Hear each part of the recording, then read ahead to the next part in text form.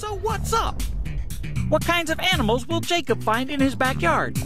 Will the treehouse detectives find a new species? Is a backyard nature preserve a good idea? Find out in the next exciting chapter of The Case of the Zany Animal Antics.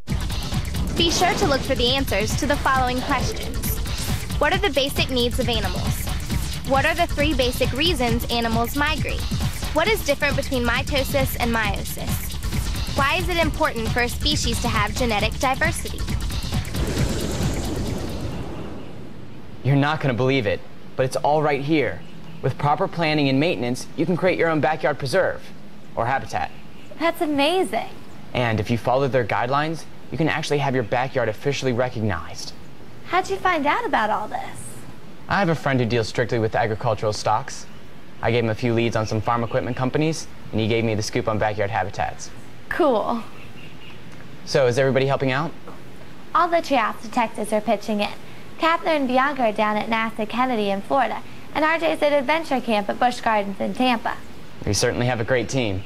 Well, we haven't officially heard from RJ yet, but Dr. D's going to talk to him down in Florida. And of course, NASA is a big resource. Yes, they are. In fact, Catherine and Bianca are supposed to talk to Mr. Mario Moda there today. I hope they remember to download their Get Up and Go sheets.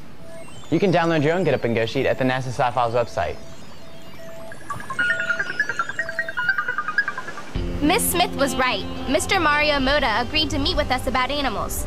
He's a wildlife biologist working with sea turtles here at NASA Kennedy Space Center. We hope to learn more about basic needs of animals, and if we're lucky, we may find a sea turtle nest on the beach. Well, an animal's basic needs are pretty simple. They need food, water, shelter, and another mate so they can reproduce. That sounds simple enough. But how do you know what kind of food animals need? It depends on the species, but no matter what kind of animal it is, you gotta make sure you have a healthy food chain. Do you know about the food chain? We've studied the food chain in school. It's the process of energy being transferred from one organism to another. That's right. All living things need food for energy. Producers such as plants, algae, and other organisms convert light energy into sugar molecules that the plant uses for food energy. A portion of this energy is passed on when animals called consumers eat the plants. And then other consumers eat the consumers that ate the plants. Very good. And then energy stored in the molecules of one organism is transferred to another organism. Making a food chain. Plants are at the bottom. Animals such as deer and rabbits are called herbivores, and they eat the plants. The herbivores are then eaten by a carnivore, such as a wolf or lion. Aren't there some that eat both plants and animals? Yes, they're called omnivores. In the final stage of the food chain, when an animal or plant dies, they're broken down by bacteria called decomposers. Decomposers turn the remains into materials that can be used by the plants. Food chains seem simple at first, but they're really complex. In a habitat, there are many feeding relationships. Some can be very complex, so scientists use a food web to better show these relationships. A web like a spider's web? Actually, a spider's web is a good analogy. It is intricately woven and connected just like a food web. What if something happened to an animal's habitat? The food web would be disrupted, and it could disrupt the balance of plant and animal populations. What do you mean? Let's say a fire destroyed a habitat and removed all the plants. Without plants, then the herbivores would not have food to eat. Without herbivores, then the carnivores would also starve. The animals would have to move to a new habitat. It's not always that easy. Some habitats are small or enclosed by human development, such as subdivisions, making it difficult for animals to migrate to a new habitat. If they can't find a new habitat, won't they die? They might, and it could even lead to the extinction of some species. I never realized that everything is so connected.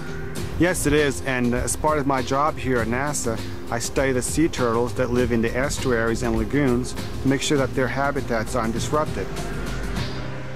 Mr. Moda told us all about how sea turtles are endangered and threatened, and how the beaches at NASA Kennedy provide nesting sites for them. By monitoring their population health, age structure, growth reproduction, mortality, and the impact of human activity, NASA can help the species thrive. We didn't get to see any, but Mr. Moda said that to do that, we would have to go out to sea.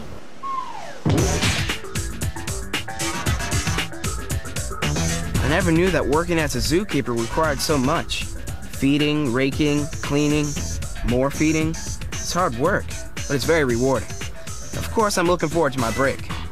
Hopefully I can take care of a little research for the treehouse detectives when I meet Dr. D today on the Busch Gardens Serengeti plain habitat. Each zebra has a unique set of stripes, which creates an optical illusion that confuses a predator. Oh, and I also learned that in 12 months, the animals of the Serengeti plain in Africa will travel in a large circle of about 1,000 kilometers. That's right. The migration includes hundreds of thousands of herbivores, including Thompson's gazelles, zebras, and wildebeest, like these here. Wow, they're pretty funny-looking animals.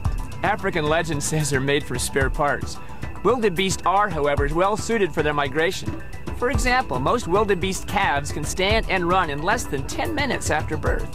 Wow, that's amazing. But I thought migration meant going south for the winter. Does it get that cold in Africa? No, but there are seasons, wet and dry.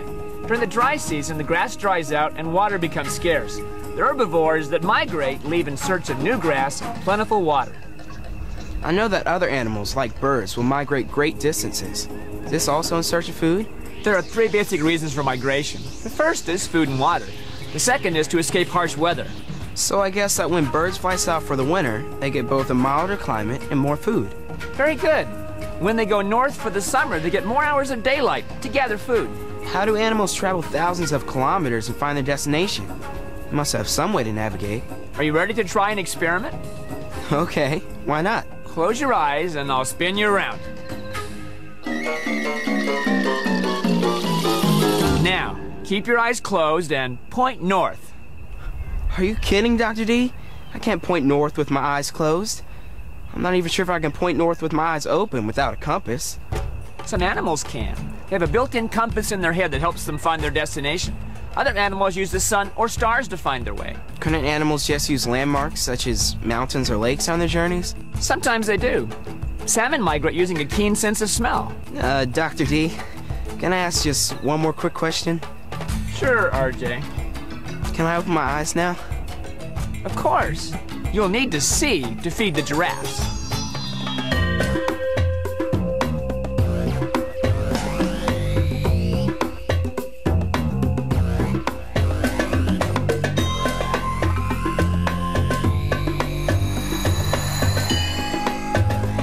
Dr. D, didn't you say there are 3 reasons for migration? Good memory, RJ. The third reason for animal migration is reproduction.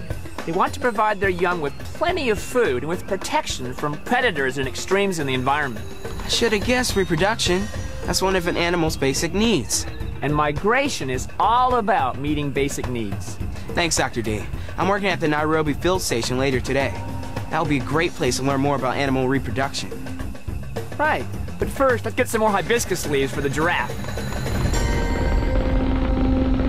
I've been going over our notes so far, and I think Jacob's in for a big surprise. And there's a lot to consider when it comes to creating your own preserve. Right, like whether your property is rural, suburban, or urban, and what types of wildlife the habitat will support. And of course, you have to support the basic needs of the animals in your habitat. Otherwise, they might migrate to another area. Good thing we have RJ's notes on migration. And Dr. D talked about animal growth through reproduction, which is critical to the population. Hopefully RJ will learn more at the Nairobi Field Station at Busch Gardens in Tampa. He's working with Miss Deedring as we speak. We should visit Jacob's backyard to see what types of animals already live there. Good idea. Otherwise, I'll have to hire some survey consultants as well. What do you mean? Well, if the habitat is successful, I have other problems to consider. Parking, ticket prices, a possible treehouse detective gift shop. And I'm sure you'll be giving Jacob some of the proceeds. Don't worry, he's salaried.